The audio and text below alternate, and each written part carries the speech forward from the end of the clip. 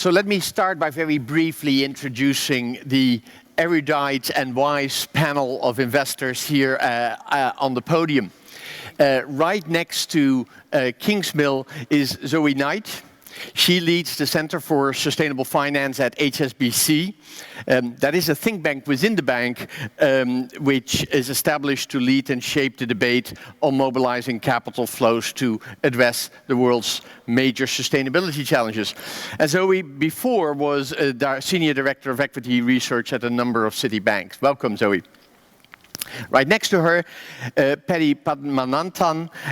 He has been the CEO of Aqua Power International since 2006, steering it to have become one of the leading private developers, owners and operators of power generation, renewable power generation across 11 countries in the Middle East, Africa and Southeast Asia. But you began your career at Black & Veatch, I understand, on the other side. On my left, Sverker Åkerblom. He is a director of BlackRock's global renewable power platform, which currently manages close to $5 billion across wind and solar projects on 4 continents. BlackRock, of course, as you know, the world's largest independent asset manager with more than 6 trillion assets under management. Right next to him, Diego Pignatelli, who is a partner at GreenTech Capital Advisors, covering the European market. Diego recently joined GreenTech after a 32-year career at UBS Investment Bank, where he was the group managing director and the chairman of EMEA Investment Banking. GreenTech is the first global investment bank that is focused on the energy transition. And finally, at the far left, my dear friend Jochen Wermuth. He is the founder and chief investment officer of Wermuth Asset Management, a German family office and investment advisory firm that is committed to sustainable investments. He also serves as an investment committee member of the German government's 24 billion energy transition fund, which has a much more complicated German name that he gave me yesterday, which I cannot repeat. So, Sverker, may I start with you? From the perspective of one of the largest asset manager in the world, the narrative that Kingsmill just laid out must give you a little bit of heebie-jeebies. Yes, I think it's a very interesting narrative, and I can give a little bit of a BlackRock perspective on it, both from sort of say the big BlackRock, but also the small BlackRock where I sit. So from big BlackRock side of things, we, as you said, manage around 6 trillion. So on average, we own around 2% of all listed equity. So where we see flows going is a good indication what's going on in the markets globally. And I think if you look on the flows and particularly on the institutional side, so pension funds, insurance companies, there's not one single meeting we go in today where particularly environmental, social, and governance isn't first and foremost on the agenda. So what does this mean? Well, people are trying to define what this means at the moment, but normally the route they take initially is by looking at exclusions. So they exclude certain sectors in what they invest into, for example, fossil fuels. The second big trend we see among investors at the moment is rather than excluding what they invest into, is include what they invest into. So what we kind of define as impact investment. So investing into, for example, what we do, renewables, to make a positive impact. And this is not, just to put this in perspective, this is not all by doing good and doing well. I mean, what people have clearly identified is there's a clear risk in, for example, investing into fossil fuels, and there's a clear opportunity in investing into renewable power. Great, thank you. Obviously, your portfolio is particularly focused on the European markets. And there is sometimes a tendency to think that this is happening particularly in OECD countries. But Paddy, your perspective is rather different. You are leading the charge in emerging markets, and you have quite an interesting perspective from there. Yeah, thank you. Yeah, the rate at which renewables are starting to be deployed in the emerging markets, or in the developing markets, if you like, is something completely different, because to start with, we don't have the legacy issues. We don't have, we are in an environment where either there is not enough access yet. A lot of people still denied access. So there is a need for additional capacity. Even the amount of capacity that we have tends to be fairly old and needs to be replaced. So we don't have the issue of displacement. We are having to run very fast to catch up and provide more energy. Now, given the fact that renewable energy costs have come down to the levels below 5 cents very comfortably across the world, the emerging markets world at least, because that's also where quite a lot of the resources are, right? Last week, Senegal, 4.5 cents per kilowatt hour for PV. So this is nothing to do with, oh, rich countries, poor countries. Right across the world, solar, PV, and wind below 5 cents, and more interestingly now, concentrated solar power, which is dispatchable energy, day and night solar energy at levels of 7, regardless of where it is now in our belief. You are able to potentially move towards 100% renewable energy systems at blended costs around about 5 or below 5 already cents per kilowatt hour. Prices at which, these are places where, with fuel imports, cost of energy has been running at, true cost of energy has been running at anything between 14 cents to 20 cents per kilowatt hour.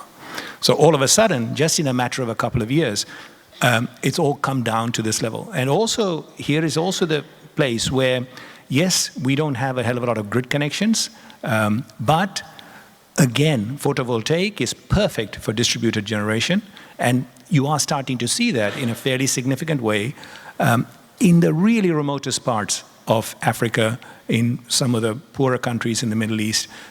You're starting to see this. So it's a completely different picture. The issue here is not money. It's not lack of money. There is plenty of money that is available. The issue is lack of institutional capacity to put the policies, to create the enabling environment, to procure the projects, to roll them out as fast as industry, private sector is able to deliver it. Everybody has accepted that this has got to go down the route of private sector, but they're just not able to get the policies and the procurement practices sorted out and come out and deliver a stable platform for us to step in. So that is really quite a significant insight. If the challenge is less about providing the capital for the good, for the new, then the challenge may well be dealing with the capital invested in the old. Which gets me to you, Zoe, because HSBC has been around for more than 100 years, if I'm not mistaken. Yep. And therefore, on the balance sheet of your bank sits some of that old. How do you look at this transition? So, you're right, we've been around for more than 150 years. We celebrated our anniversary recently. And yes, we've been fundamental at financing the Industrial Revolution and many other revolutions that have taken place in that time. And now we're having to think really hard about what low carbon transition looks like and what the roadmap will be for us to transition the economy into a configuration that works for a 2-degree world, and more importantly, actually a 1.5-degree one. So Kingsmill and I spend a lot of time talking about the stranded assets narrative. And one of the areas that we differ slightly on is this global narrative of stranded assets versus practicalities of local implementation around industries and sectors. So we know that the easy move is to decarbonize the power system, but we also know that to transition away from transport depending on oil, we'll need to electrify significantly and do that in a low carbon way. Now, that's really difficult because in transport, for instance, and for other industries, in many cases, we don't know what good looks like. So for cement and steel, the questions like, what is best practice for a zero carbon steel facility? How is that going to work? So on a local framework, we're looking really closely at how demand might change locally, and also what the tools investors can use to look at, to assess what best practice looks like in that high carbon to low carbon move in sectors that aren't easily decarbonized. Thank you. That is an incredibly important point that we will need to come back to in the discussion. Understandably, the excitement and quite a bit of the discussion focuses on the decarbonization of the electricity system. But worldwide, it's only part, it's actually a modest part of the total energy system. So what does that mean for electrification, and what does it mean for those hard-to-abate sectors? Diego, investment bankers are in the business of shifting capital from one part to another, from one place to another, from owners to projects. What's the perspective from your business? Thank you, Jules. As Jules mentioned, GreenTech is a global investment bank which has really focused on connecting incumbents with innovative disruptors. Over the last 9 years, we've done over 100 transactions in this field, and we're deeply in touch with clients across the board, trying to readjust their business model. And we certainly are seeing what we call a flywheel effect happening. And the cost reduction is driving the benefits of integration of converging technologies. And it's happening really in two main sectors. Electricity, of course. Again, the cheaper technologies are enabling systems to be integrated in more holistic companies, which enable us to decarbonize, decentralize, and digitize further.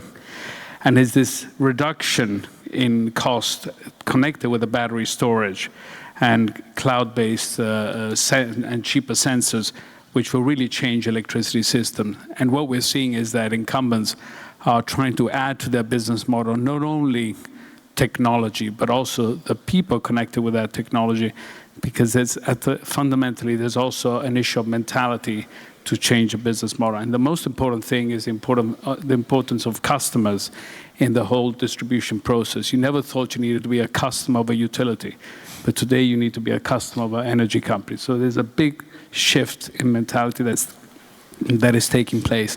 Connected to this is personal transportation, and the disruption that's coming to the personal transportation market with the approval of level 4 automation is really going to have a very significant impact. First of all, because the unit cost of transport is going to decrease probably by 2/3 or 3/4, according to estimates.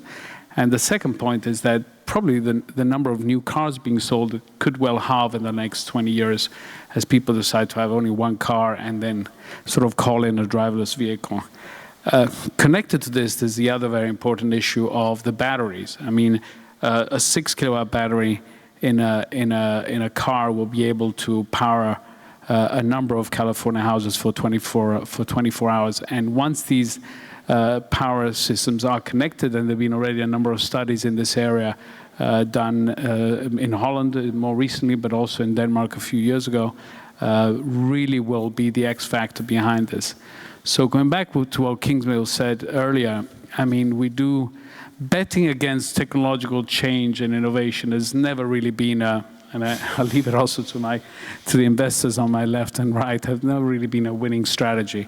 The problem is that the incumbents struggle to see it, or if they don't struggle to see it, struggle to adapt or to come out to the market and say, well, actually, my pipeline is going to be worthless in 20 years. It just is quite a tough argument, quite a tough statement for a CEO to make.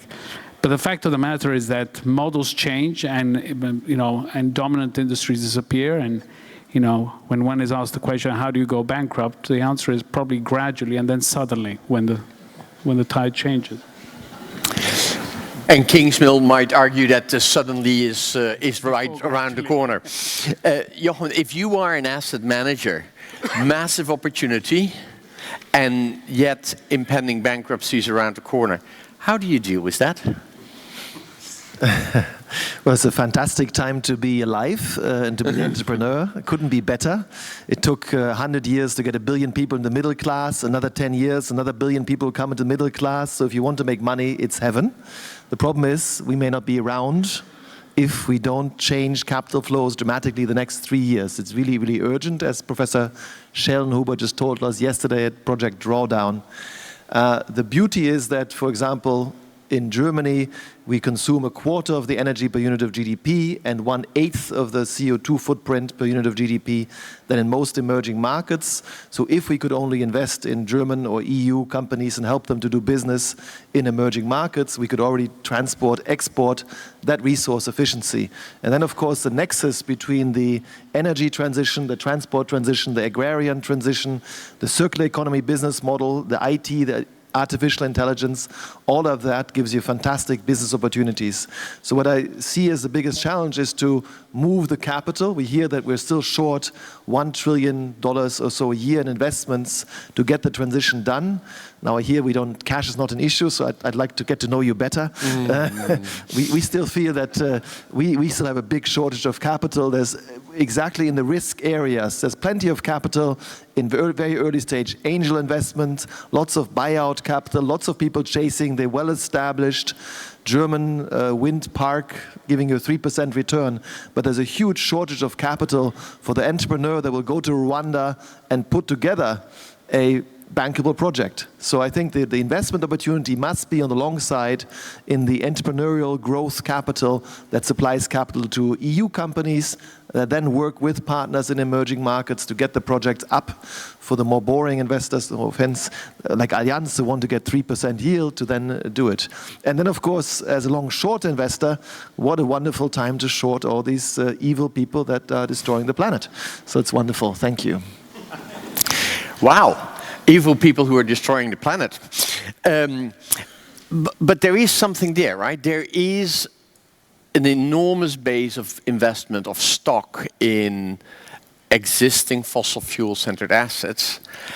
And if we should believe Kingsmill's story, then the transition out of those assets is going to be a very complicated process.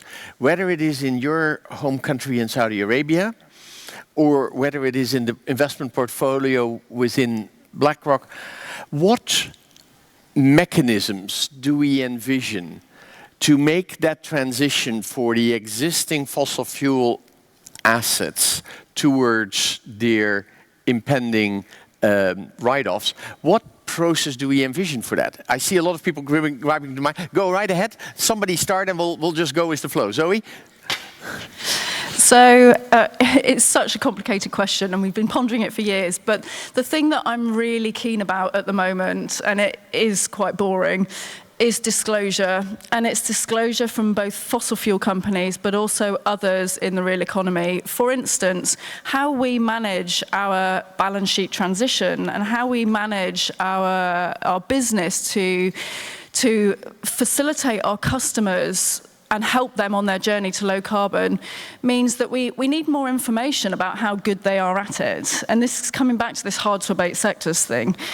We know that fossil fuels will be with us for a while as we move, and we want to make a transition journey a smooth one.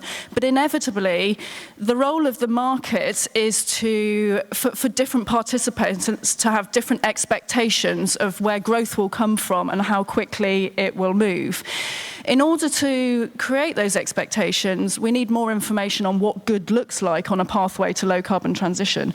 That what good looks like in steel and cement, etc., and oil and gas and coal is something that can only be discovered through increased disclosure.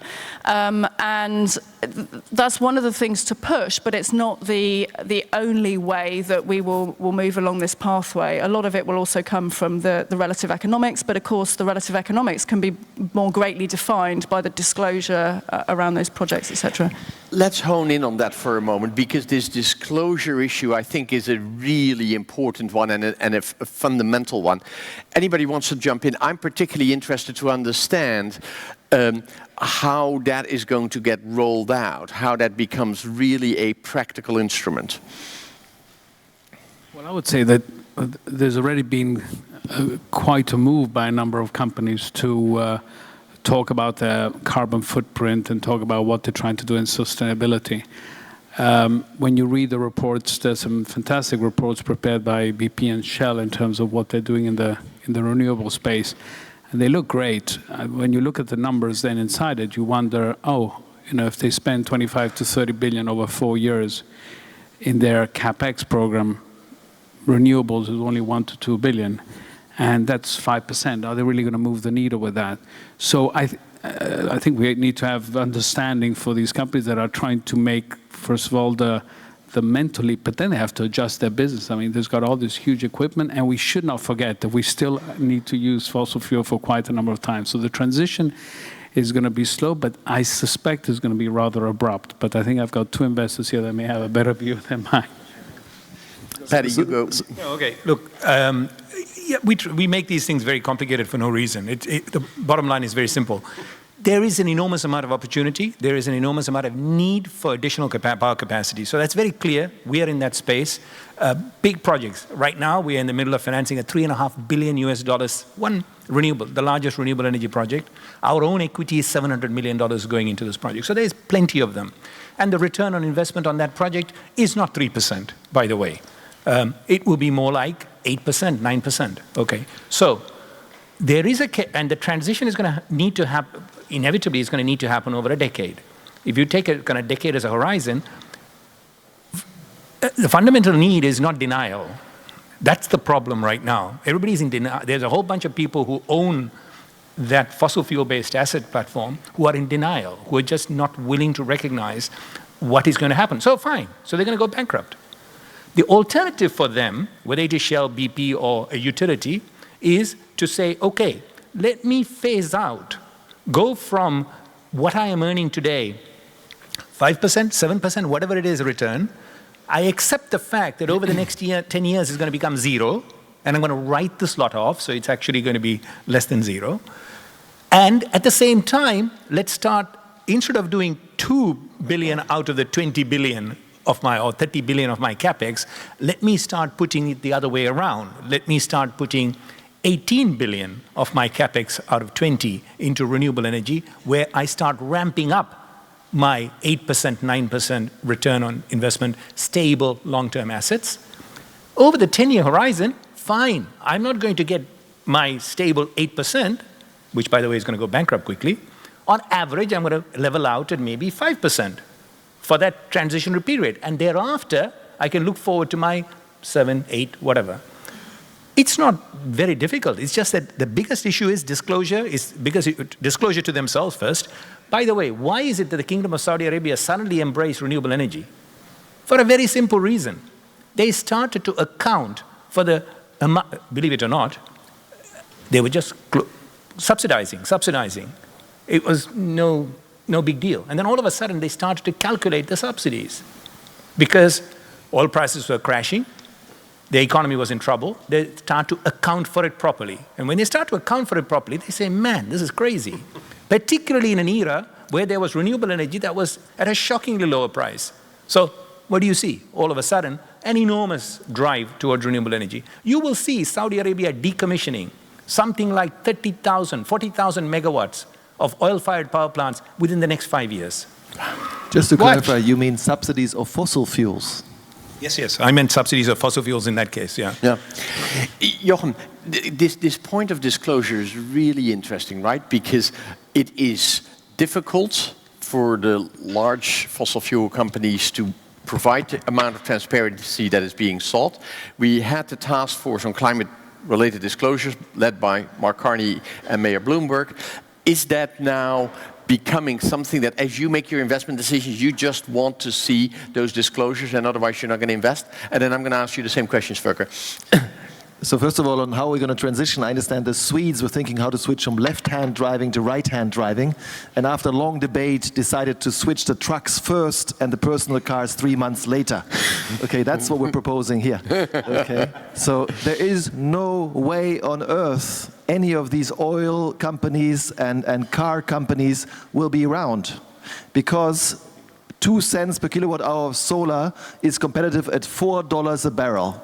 So if I, as a director of Shell, make an investment into a new project where I lift oil above $4 a barrel, I'm destroying shareholder value. Right? So oil, gas, and coal companies will disappear because they're wasting money. Yes, we will consume oil, gas, and coal for a few years, but any additional investment is crazy. It increases the carbon bubble and will cause a global financial crash. The mortgage bubble was $15 trillion of write-offs. We're talking 23 trillion already for the oil, gas, and coal companies. So please keep in mind, as savers, as citizens, as policymakers, you really got to tell these people you can't shift gradually. Any penny invested into further oil, gas, and coal exploration and power plants is money which is sensibly spent, will cause a global crash. So in terms of... So very important, and also to think about what we need to do. Like, Germany has a dramatic history. You know, our enemy here is only 1.5% of GDP of investments to stop climate change. For a German, that's 750 euros a year. That's almost nothing. That's the price of a fake Gucci bag, I always say. I think we have to make these investments. It's very urgent to make them, and I think we can do this. And it's time to stop the nonsense. For example, I'm not going to name him, but a neighbor of mine, former minister, drives around with a car with an E sign on it. It's a Mercedes 500 with like a little electric drive in there as well. That's lying to us. The same as ESG is all lies. Yeah, BP is 95% ESG compliant. You'll have a woman on the board, and he'll have a hard hat when he works.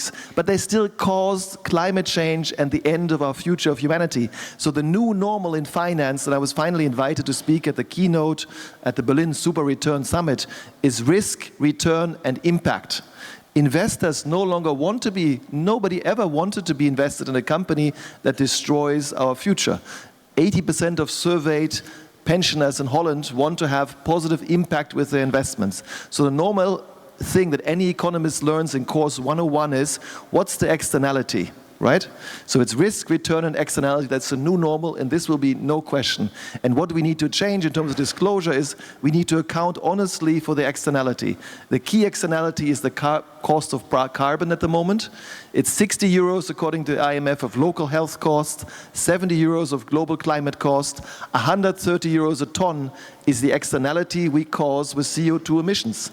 That's where the Swedes price these things, congratulations. But we, on average, globally subsidize production of energy. In Germany, if you have a high energy consumption, we make you pay a lower electricity price. So the average price for CO2 globally is minus 150 euros per ton.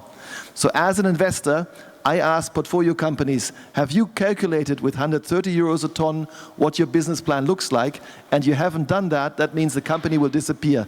Not one member of the Dow Jones Index, except Western Union, survived the last industrial revolution. No whip maker became a spark maker. No carriage maker became a car maker. Kodak invented the digital camera and disappeared. Germany invented energy transition, but if we do not move, we'll have 1 million people unemployed because the car makers making combustion engine will disappear. So it's a great opportunity to make money on the long side and the short side. And in terms of disclosure, ask them what is your CO2 price you use in calculating your business model is the key statistic we look for. So the pricing of carbon.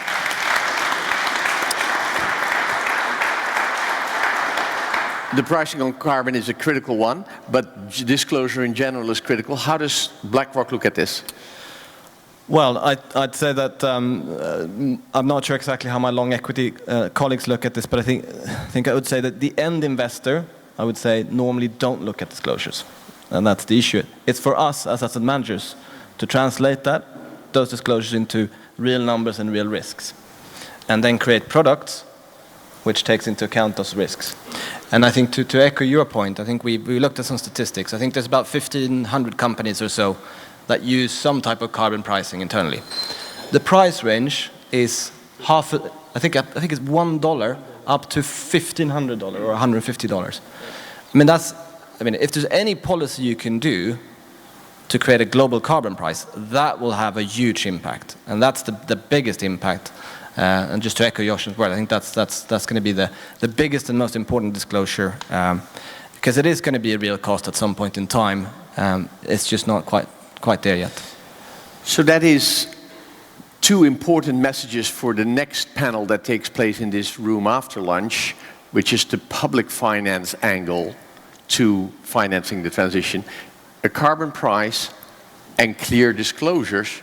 But even clear disclosures in and of itself don't yet drive the individual investor, the individual pension holder. And then there is on top of that the challenge of the timing. Just 2 weeks ago, Goldman Sachs put out a report that said the outlook for the oil industry for the next 5 to 10 years is quite a positive one. The oil industry has been under-investing in exploration. Demand is picking back up, and therefore, at least in the short term, we're going to see an uptick in oil prices and an uptick in returns for the oil industry. How do we get that timing right? What are the tipping points, and what will determine the speed at which this happens? Because if you are short for too long, then you might run out of money, right? You have to be smart being short. Smart being short. Zoë, at Kingsmill, do you guys have any insights, any views on this? How do we project? How do we see the tipping points clearly enough? Going back to that Goldman Sachs report, I think you need to realize that Goldman Sachs is an investment bank and they service oil companies, so they're somewhat bound to say what they said. And furthermore, they are assuming business as usual, as everyone does in the oil sector. They're not taking into account the fact that you're going to see very significant demand destruction, and Paddy has just mentioned Saudi Arabia, for example, shutting down its oil-fired power. There's a lot of change coming. It's not recognized at all by the oil sector or by the investment banks to the degree it should be. So that, if I may cover that question. Then coming to the other point about the speed of change, it's the point people need to recognize is that marginal change is 2 orders of magnitude, requires change 2 orders of magnitude smaller than total change. So if total demand is 100 units, increase in demand is just 1 unit. Actually, for that 1 unit to switch from positive to negative can happen incredibly quickly. Look at the UK. Within 12 months, we'd closed down our entire coal-fired power generation sector. So I think this marginal change, history shows, can and will happen extremely rapidly, and people make 2 mistakes. They don't understand either how fast marginal change can happen, and they don't understand the impact of marginal change on their businesses, which, as a number of people have said, is very dramatic. What are the tipping points that you're looking for, Zoë? So this fits nicely into the disclosure point as well, which I keep coming back to, but it comes into the scenario element of the Task Force on Climate-related Financial Disclosure recommendations. So clearly the oil and gas forecasts that Goldman's are putting out are based on their own assumptions of GDP, capacity, etc., and everybody will have a different view on that. And this brings me back to the point around expectations and the linkage between disclosure and expectations, because that's what allows the market to take a different viewpoint and price the risk, the climate risk that they are prepared to take on accordingly. The speed, what's going to measure the speed of change is it is looking at demand forecasts, which tend to be a little bit backward looking. It's going to be thinking about pricing, looking more explicitly about the differences between, or the correlation between pricing and GDP and energy efficiency and technology innovation, and trying to map those components a little bit more accurately, which I don't think we're particularly good at in the past. Kingsmill pointed out that people tend to stick to business as usual methodology of thinking about growth forecasts, etc., and we're not really challenging and kicking the tires of what that electrification process looks like for the future of oil. And the speed of change, well, it's an area that needs a lot more work, figuring out those data points that we all should be looking at to identify how far on track are countries to fulfill their Paris plans that they put forward 2 or 3 years ago, and looking at what the global stock take might throw up in 2023 is too far out for that. We need to be thinking about this now. And just also to flag the point that Paddy made earlier, it was absolutely the Saudi Arabian plan for Paris, for COP21, that made us all step up and think a little bit more, because this moving away from oil-powered desalination facilities to solar-powered desalination, and Saudi coming out and saying we want to be the world leaders in carbon capture and storage as part of our Paris planning, that was a real signal. And it's these kind of signals that haven't been picked up upon historically that I think will be picked up upon more in the future, to be incorporated into business as usual projections so that the models evolve. Thank you.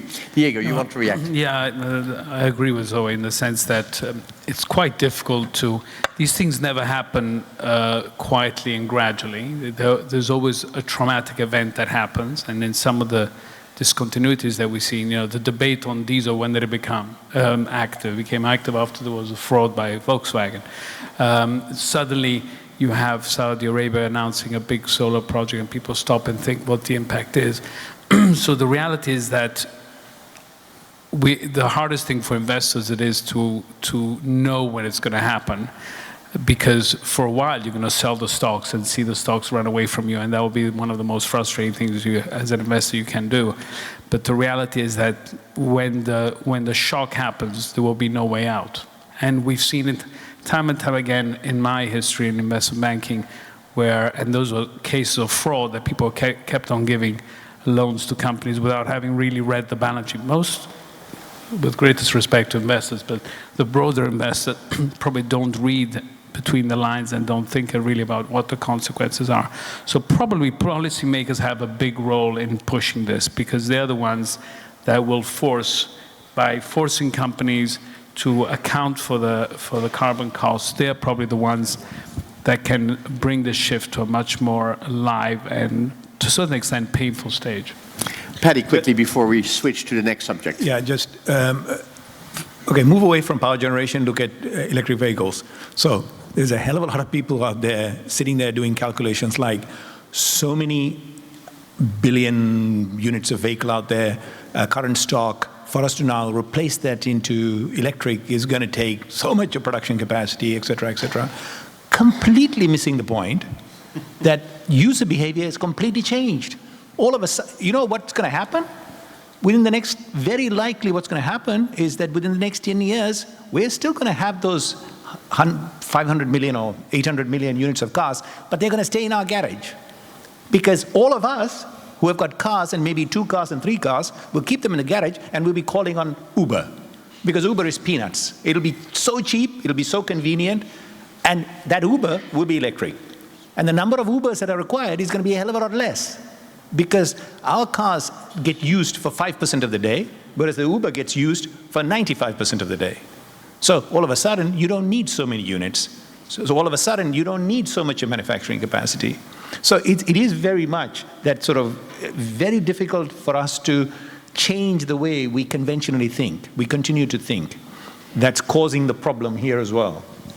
Maybe on the electric mobility, quickly, so I'm not a Catholic, but a big fan of Pope Francis. And Pope Francis decided to accept on his 80th birthday an electric car. Why? Because a 20,000 euro electric car from Nissan Leaf saves you 1,000 euros a year, and therefore is the same price as his 16,000 Ford Focus. And we hope to turn all of the Vatican to 100% renewable power, 100% electric transport, and yes, simply because it makes sense. Who has a guess how many Chinese travel 100% electric to work every day? In Germany, 150,000 electric cars is roughly as many electric cars the Chinese put on the road every month. How many Chinese, including bikes, scooters, and electric cars, do you think they are? 100% electric, not fake. Any guess? A bottle of champagne, if you're 10% within? Kingsmill has a bid in on 300 million. Very close. 250 million. I think that's a bottle of champagne. Yeah, a bottle of champagne for Kingsmill. Woo! So 250 million Chinese mainly cycle to work, take the electric battery off the back, plug it in, put it back on, and go. So 250 million Chinese, okay? So this is the reality. It's not that some government decided, it's market, it's the reality, it's happening now, and there we go. Before we go to the next subject, I want to alert all of you that in a few minutes we'll be opening up to questions. Please submit your questions to Janelle, Miss Twitter, so that we can engage you in our debate. But I want to come back for one moment to a point that Zoe made in her introduction, which is that we still have the hard-to-abate sectors. Incredible optimism about the speed of the transition and financing the transition of electricity. A positive note on electric mobility and smart vehicles and what that will do for energy demand as it relates to passenger transport. But then there is still steel, then there is still cement, then there is still shipping and aviation, heavy industries. There's still a few other battles that we'll have to work through. Do we see enough innovation, enough financing of innovation, and enough capital momentum in the decarbonization of those sectors? Go ahead, Jochen. I'll shut up quickly, but this has been one of my most amazing days, thanks to the tech festival that's taking place. We're on the Sunday, Monday, yesterday, drawdown. The technology is out there, just amazing. So, for example, we have a portfolio company that makes concrete floors twice the speed and with 40% less cement, right? They are a German company that makes solar wafers with half the energy. You can make steel with 0 emissions. All of that is possible. It's a matter of scaling it all up. And it's very difficult because there are incumbents in Germany. For example, this concrete floor company has IKEA, Lidl, Aldi in America, in the northern European countries, in France, but can't get into Germany because we're so conservative in Germany. Okay, so Germany is going to fall behind, just like the great British Empire missed the second industrial revolution. We invented the industrial revolution, but the Energiewende were about to miss it. So the other sectors, I see great companies, and there's a shortage of capital, and I think that thanks to blockchain, hopefully, there'll be more investments coming into this area, democratize these great opportunities, the fantastic business opportunities out there. Yes, and I do think so. It's definitely onto something, and it was also highlighted on previous panel about heat and transport. And I think one of the key challenges we see with investing into renewable projects is we're in essentially a deflationary environment. So renewables become cheaper all the time. So why would I invest today when I can invest in a year's time into something even cheaper? Well, I do that by having a long-term contract. That's how I secure my return. The challenge is today is I think there is not enough of those long-term contracts. Yeah. I think that industrial processes and transport, given that you have, and particularly now, shipping and those big type of transport, could play a big role in marrying the two together. So, for example, if steel companies can work with, bring hydrogen into their industrial processes, you can use cheap power to produce hydrogen, those things will naturally come together. So I think then, and obviously technology will have to solve itself as well. It's not a peanut, but I think I'm hoping that will be a major trend over the next 10 years. Yeah, again, I think policy is important, but I think what's going to happen even on the industrials is markets is going to drive it. It's already starting to drive it. Where you are seeing energy priced correctly, subsidies being removed, industries are recalibrating and looking at renewables because renewables have become. So in Morocco, for example, we are supplying renewable energy wind power to 3 cement companies. For a very simple reason, not because the cement companies have suddenly said, oh, I want to save the world. It's because that is the most cost competitive way for them to procure the electricity that they need, and they are very energy intensive. In Saudi Arabia, you're starting to see all the industrial companies busy repricing, looking at what their medium-term options are, because they see only one trajectory for the cost of energy. Because there's a very publicly declared policy that by 2030, it's going to be in fact, oil and gas by 2020, 0 subsidy. So they're all going to get charged full price when they recalculate on the basis of full price and they compare it with renewable options. So now some of the heavy industry like steel, because they will need quite a significant amount of capital retrofit, it will take time. But it's just a matter of time. Again, markets will drive this. I hear quite a few of you sort of talking about this concept that electrons will become so abundant, ubiquitous and cheap that it will force the transition in other industries. But there is still the power of incumbency. There is still the existing infrastructure and the existing asset base that is not yet written off or is still producing value at marginal cost. So how does this transformation play out in the political economy? I can see it in Saudi Arabia because you've had these subsidies on oil and gas that are going away, but elsewhere in the world. Anybody? Go ahead, Kingsmill. It's highly appropriate that at this forum the Global Commission on Geopolitics has been launched, because part of the answer to your question is countries which embrace this change will rise to geopolitical leadership, and countries which ignore it and resist it will, as Jochen said, like the British Empire, sink into irrelevance and insignificance. So the message for policymakers is do nothing at your peril, because you will become irrelevant. The temptation is there, I cannot resist it, I guess, to note that this is a capital markets and financial panel. We don't have a single American on the panel. And that last comment is a very relevant one. Jochen. I was born an American. Okay, so you have an American passport. Great. Can you please answer on behalf of Mr. Trump? So I decided that really, and had a wonderful discussion with Professor Schellenhuber last night. He sits in the office of Mr. Einstein.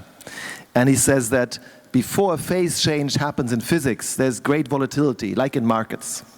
And he thinks Mr. Trump is a blessing. Because if he goes out there and says, I will push coal, and even with all of the support of the Republican Party of America, they're building in Houston, Texas, solar power plants, is a blessing. So he reminds us that we care about human rights. He reminds us in Germany and in the European Union that we have to embrace this green industrial revolution, because if we don't embrace it, people like him will rule the world. So he's a blessing. And thank you very much, Mr. Trump. That's a very contrarian point of view. Excellent. I think it is time to see what all of you want to know from us. So I am going to look at Miss Twitter. Janelle, what can you bring to the discussion? Well, we have quite a few comments. This was quite an active panel in terms of Twitter.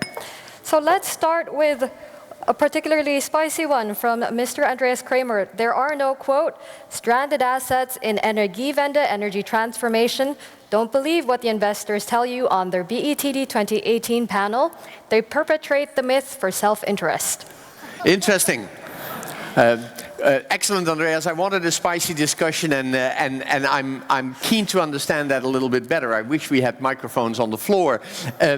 But is it that some of the investors are fooling themselves, are mistakenly thinking that there will be a process whereby stranded assets will be addressed and where we will sort it, or is the reality of the market just going to be that they're going to get wiped out? That would probably be your view, Kingsmill. I mean, Carbon Tracker has majored for years on the issue of stranded assets. So just briefly to address Mr. Kramer's observation. Well, as I mentioned already, $200 billion of electricity generation capacity in Europe has been written off in the last 10 years. That is stranded assets. From our calculations, 66% of all European coal generation capacity is currently running at an operating cost lower than the wholesale price. That's stranded assets. More than half of US coal capacity is stranded assets. There is stranded assets, and sorry, 20% of refining capacity globally is running at an operating loss. There's loads of stranded assets. From our calculation, $1,300 billion of stranded assets right now, today, and that's going to increase every single month. Thank you. I want to drill down one step further on this, because it's a very relevant point, and I'm going to turn to you, Sverker, because in the index funds, which undoubtedly make up a big part of the portfolios of BlackRock, you are say, condemned. You are forced to own fossil fuel companies that you may have concerns about their long-term financial sustainability. And at the same time, I heard, or I read Larry Fink's letter from earlier this year, where he said it is us as capitalists that have to take the lead in making this transition happen. We have a much more important role now. So how do you reconcile these things? Not being able to divest from companies that are still embedded in the fossil fuel industry, the ones that Andreas think we close our eyes for, and yet the call that Larry had for strong, bold leadership. So yes, I think that's a very good question, and let me try to answer it. So two things are happening, right? So index funds can't exclude any company in that index. However, an index can exclude certain sectors. So my point I was making before is we see a lot more demand for index that excludes certain sectors. Take it S&P X fossil fuels or that type of index. So that's part of the answer. The other part of the answer is an S&P 500. If we see that oil and gas companies decrease in value, they're going to naturally fall out of those indices as well. And the third probably answer to your question is what Larry was asking for was long-termism, is what he likes to talk about. And what that means, he was trying to define that as a sense of purpose, taking into account, having a long-term strategy around climate change is a sense of purpose. And whether that means, sort of say, BNP getting into solar, and trying to sort of say mothball part of their old plants, that is for BNP to set that strategy. But long-termism, not focusing on the next quarter, but focusing on the next 10, 20 years. Because we are always going to own those companies part of the index. Yeah. Diego, you want to jump on that? Another question is, who's going to pay for the stranded assets? Because if a company's assets finish their useful life, then I guess you can depreciate them over time, you can write them off. But there are a lot of cases, and certainly in my country, in Italy, there was a case with the dephasing of the nuclear industry, that actually the consumer was passed the bill to pay for the stranded assets. Even in the non-performing loan era, which is not a topic for this conference, but governments have intervened to subsidize the cost of taking the bad loans off the bank's books.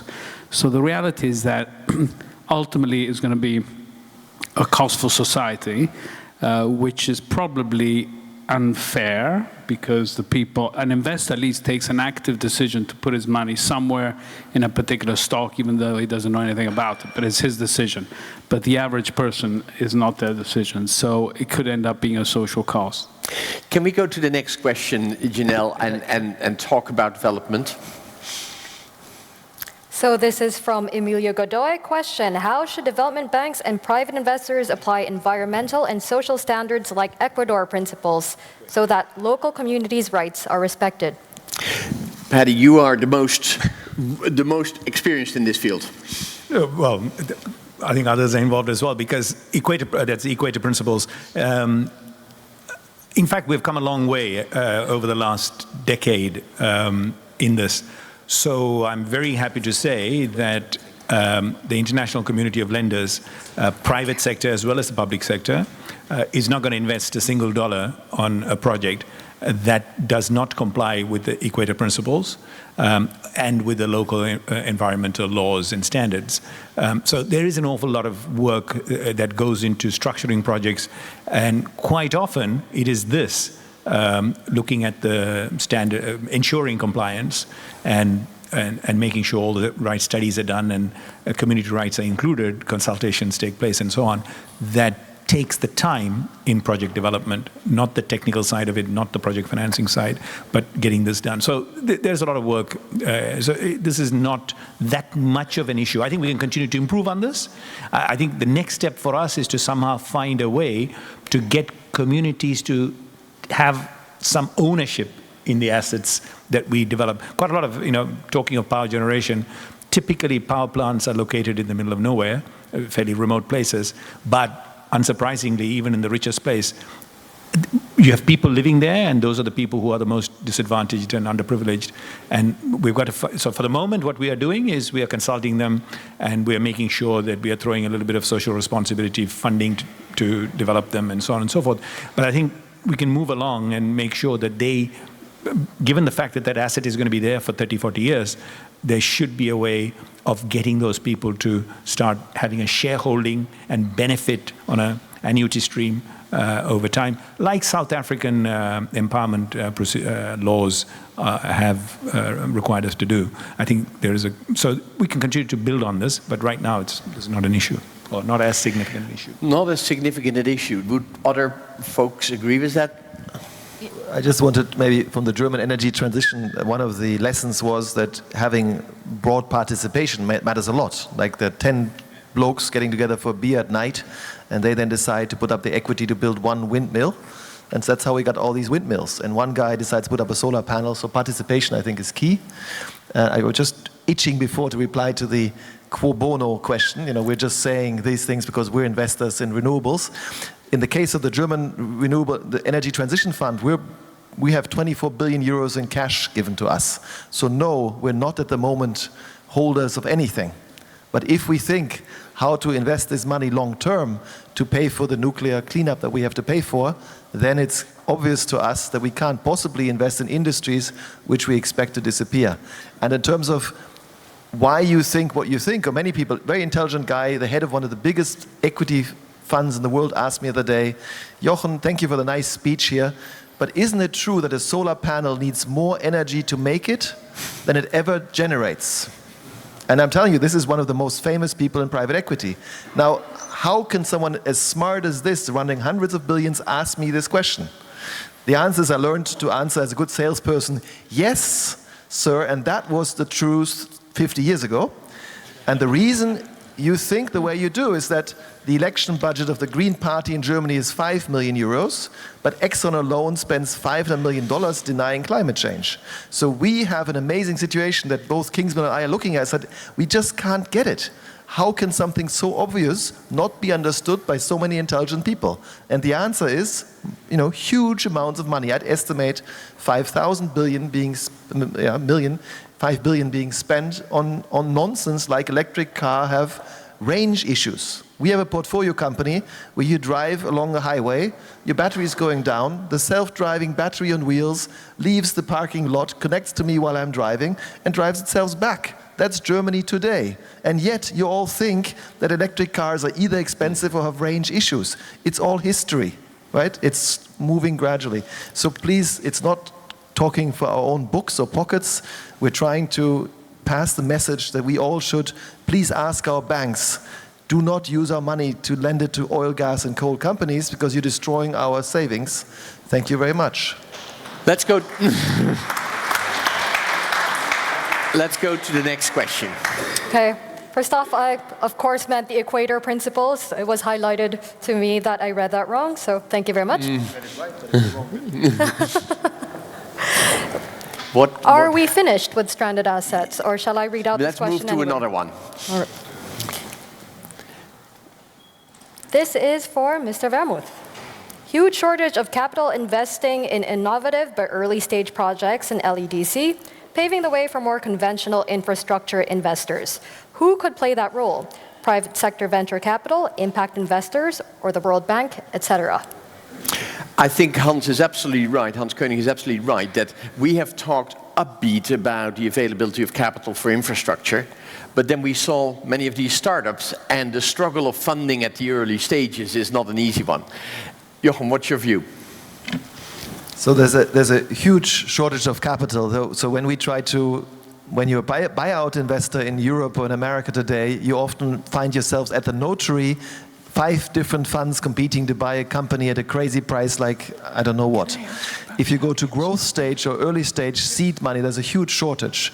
And I think there are models like how the Silicon Valley appeared or how Israel became a startup nation, where Israel said, I give you equity into a fund, and you, if you do well, fund manager, pay us a 3% return, but if things go bad, I participate in the downside. I think it really is important to maybe not to do a Soviet socialist approach of throwing money at these things, but matching private funds one for one, I think is a good way of stimulating these industries. And I think each of us, if we just tell our banks, please give me a green bank account. Do not use the money to lend to these guys. And if we invest in green bonds, and if we exclude the fossil fuel companies, and if we all invest maybe via blockchain mechanisms into startup companies, I think we can have a huge impact.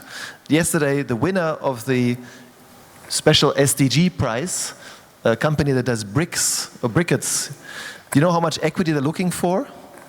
$250,000, right? And you know, in this room we could do this deal today, but they've been looking for 2 years, can't get $250,000 for a technology that cuts emissions by 90% and reduces death rates. Yeah? 4 million people dying from smoke, and they can't raise the money. So it's up to us to become more entrepreneurial. As Mr. Kretschmann said in Baden-Württemberg the other day, you know, we used to be a startup nation, we all of us, now we have big salaries coming from the big oil, gas and coal and Daimlers and the like, and nobody wants to do entrepreneurs. But if we have 50,000 euros or even 10,000 euros of private savings, we should become entrepreneurs. We need to invest in these great new companies and help them. That's a passionate plea, but it is not easy. And I see bold moves elsewhere, particularly in Saudi Arabia. SoftBank teamed up with your government to look at what can be done. Is the tide shifting? Yeah, well, clearly. So the foundation of the Vision Fund, the $100 billion innovation fund, is very much to do with investing in new technology, investing exactly in the sort of future world-changing opportunities as part and parcel of diversifying the Saudi economy. Removing, I mean, you know, there is a very publicly stated policy that says by 2030, the Kingdom of Saudi Arabia does not want to rely on a single dollar of oil revenue. Just to be clear, that does not mean that they say we're going to stop selling oil. If you want to buy it, keep buying it. That's your problem or our opportunity. But we are not going to work on the basis that there is going to be a market out there for it by 2030, not $1. So as part of that. But so there is a lot of money. The issue around this question is to do with, even in this today of world of so much of connectivity, bringing opportunities together with capital is not easy. That's the problem. So you're a small entrepreneur. You have developed this wonderful idea. You put all your effort into developing that wonderful idea. Maybe you're a socially savvy person, but at the same time, you're not geared up to the world of capital and how to go and tap into the Vision Fund, the $100 billion fund that is sitting out there. So that's where the challenge is, and that's where we need to continue to work at. Kingdom of Saudi Arabia has fully embraced the idea of the energy transition. I think everybody's aware that a few weeks ago, they launched this 200 gigawatts by 2030 ambition to create a solar industry in the kingdom. Okay, that all sounds crazy, but in fact it isn't. First of all, please realize that 200 gigawatts is photovoltaic, so it's only when the sun is shining. So on a kind of average number that you need to be thinking about, that we all talk about, that's 70 gigawatts. Because divide by 3, it's only when the sun is shining. So hopefully by then batteries will have been invented, and we will be putting some of it into the batteries. So on average, we're talking about, so a country that is consuming, or that is expected to consume by 2030, 125 gigawatts, to have 70 coming from PV or solar is not unrealistic. So that is not a crazy ambition, very doable. And why did they jump into it? Again, it's money talks. We have just started construction on the first utility scale plant in the kingdom. That was through a competitive bid, 2.34 cents per kilowatt hour when the sun is shining. Fixed price, 25-year contract. Okay, so 2.54 cents. Even Saudi Arabia, which has got the lowest cost of oil extraction, cannot supply oil or gas or whatever to put into a power plant and produce electricity when the sun is shining at 2.34. So that's the simple reason. So coming back to this funding issue, it is very much a case of how to connect. But there is a lot more money on the back of, so the Vision Fund is the one that's famous simply because it's $100 billion, but there's a hell of a lot of other money that is out there. So starting with your 24 billion that you're sitting with. But the problem is how to connect and how to put it together. Shall we go to the next question? And this is a bit of a technical question. From Graham Wheel. Since the introduction of liberalization 20 years ago, the risks of merchant generation were totally underestimated. How do the risks of renewable investment look, and is capital priced correctly?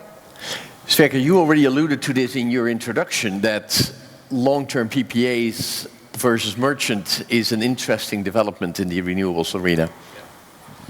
No, exactly. And I think what we've gone through is obviously a world which requires subsidies to a world without subsidies, but frequently those subsidies have also come with a long-term contract. So they've played two purposes: bridging the gap between power prices or merchant prices and the required price, and providing a long-term offtake. That is not going to be true in the future. And in the future also, if wind and solar continues to go down, then that there's a risk that power prices will come down as well on the back of that. So, capital price correctly, well, that's a good question. We'll come back to that. But I think we need, more bilateral contracts, more corporates coming in. And I think that comes back to the industrial processes, heat, transport, etc. I think we also need to start maybe thinking slightly differently about how we do renewables. Maybe you don't do a renewable project individually. Maybe what you do is you develop the next type of utility, which has flexible generation on one side, renewables on the other side, batteries, and then you combine them into a kind of second type generation of utility, or IPP. So that's one thing. I think if capital is priced correctly today, I think there is a wealth of capital. We operate in OECD markets. I think the question is capital priced correctly anywhere today? It's extremely cheap. I think we will see some changes to that going forward. Diego. Well, I've heard from a couple of utilities the mumblings of a zero price of energy scenario.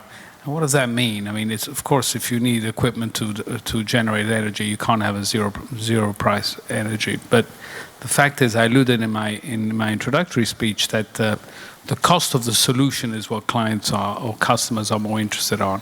So I think that what a lot of utilities are now looking to do is how can they package together a solution which comes with maintenance contracts, which comes with actually taking the plant off their balance sheet and running it for them, insurance coverage, etc. So I think that the whole model of servicing clients will change. They will make the cost of energy sort of rebundled into a broader bucket of services, and therefore less material to the overall cost that the client is paying for. The clock is ticking on, and the program has a bit of a confusing message. We're supposed to start lunch at 12:30, but finish here at 12:45. I don't want you to lose the opportunity to have lunch. So I am going to ask, thank you, Janelle. I'm going to ask my fellow panelists for one final insight to wrap things up, and I'm going to start over on my left-hand side so that we can wrap up on time and give you all a chance to enjoy your lunch break and meet your colleagues and friends. Jochen, what is your final insight from listening to this inspired conversation? Well, thank you. First of all, I learned a lot from you guys and from the questions. Thank you. I'm maybe here because I met a Nobel Prize winner in one place and Mr. Hermann Scher here in another time. And he said, I'm not in favor of renewables because I'm a renewable lobbyist, but because I'm a Democrat. Right? So I really look forward to the world that's ahead of us, a world where indeed the marginal cost of power is zero, where we have a portfolio company in Berlin, which is a fintech company that allows to put a solar panel on any roof anywhere in the world and sell power to this person to have a light and a computer and charging points profitably. We can lift 2 billion people out of disconnected on a pro-business basis. So we look forward to a wonderful world where the blockchain allows us more direct access to pool capital for great ideas around the world, where people are more connected, where thanks to the social media, if there's a policeman somewhere in Russia or somewhere else collecting bribes every day, a little girl can film him and publish it, and so people will get to do more disclosures, the markets will drive this. So I think it's a wonderful world. It's a world full of risks, of people not going there, and there's a risk that people, of course, use our private data to then take away our ability to even think straight, because we don't know what to believe anymore. But I hope that we stay intelligent enough and we will make this a wonderful transition. So I'm quite optimistic. Thank you. Thank you. Diego. Joachim spoke of democratization of energy, probably a socialization of energy. But the fact that it's being decentralized is probably the most powerful thing for all consumers. Yesterday I heard a statistic that in Germany, in the early 90s, there were 1,000 power plants that powered the economy, and now there are 1.6 million smaller power plants feeding into the grid. This tells you that really there's been a socialization, democratization, whatever you want to talk about. And the next stage of the development of emerging economies, and we heard about Africa this morning with a very vibrant speaker in the first session, that this decentralized model is going to really provide a lot of opportunities in many parts of the world. So we have a lot to look forward to. And it'll be quick. So it won't be gradual, it will be sudden. Sverker. Let's keep it very short. So I think the conclusion is, from my side, is this: the capital is definitely there. The cost of renewables is competitive, but there's probably not enough good projects, and there's not enough long-term contracts, and we also lack a carbon tax, a global carbon tax, a global carbon price. Thank you. So there's a lot of discussion around, so when is the energy transition going to start? When is it? Our view, it's already started. Energy transition it's not something like any other transition that's going to happen overnight. It'll take a period. I think this one will be fairly fast. It's already started. I think the day solar energy kind of crossed the sort of 5-cent threshold was probably about the timing. We will see a different world, in my view, by 2020. That's my take. Interesting. Zoe. Thanks. So I've got a degree of optimism as well, actually. I think that the transition will happen more quickly than is expected by many now. I also have a degree of optimism in the sense that in the last 12 months, I think there's been a step change in the seriousness of intent of addressing the fossil fuel side, both from the fossil fuel companies themselves, from banks and the financial system and investors and civil society players. And I think you need all of those ingredients to speed up change. I do still think that the disclosure side is an important one that will be pushed forward, but I think that that increased participation of a whole variety of stakeholders, whether it is civil society compared with policymakers and banks, means that the energy transition will move quite quickly from here on. Kingsmill, you had the first word and you have the final word. Oh, thank you very much. I would like to emphasize the energy return on investment of solar is now higher than that of marginal oil, which creates an entirely new world. That we should think of previous energy transitions of sailing ships, of canals, of gas lighting, of horses, all of which have vanished in their original concept. And the answer is at 10%. When solar and wind make up 10% of global electricity, that's the transition point. So I totally agree with Paddy. We're in the middle of this change, and 2020, 2021, that's when it turns. Thank you. So it's time to go back to Ms. Twitter. Janelle, can you let us know what was the assessment of this group? Let's see if you all agree with the podium here. The majority do seem to agree with the podium. We have 2020 as the answer for 65% of our respondents. 24% say this will really take off in 2030. Nobody thinks it will take off in 2040, while 11% are a bit more pessimistic or realistic, depending on which side you stand on the spectrum. They say it will be too late. Great, thank you very much. Ladies and gentlemen, thank you very much for attending here. One important practical announcement. In this room, the Weltsaal, the World Room, the Leveraging Public Finance in Future Energy Markets panel will take place after lunch. So contrary to your program, the public finance panel will be in this room, the Weltsaal, and mobility discussion, future mobility in livable cities, will happen in the Europazaal. Enjoy your lunch. Thank you very much for being here. Have a nice day. Yeah. Thank you.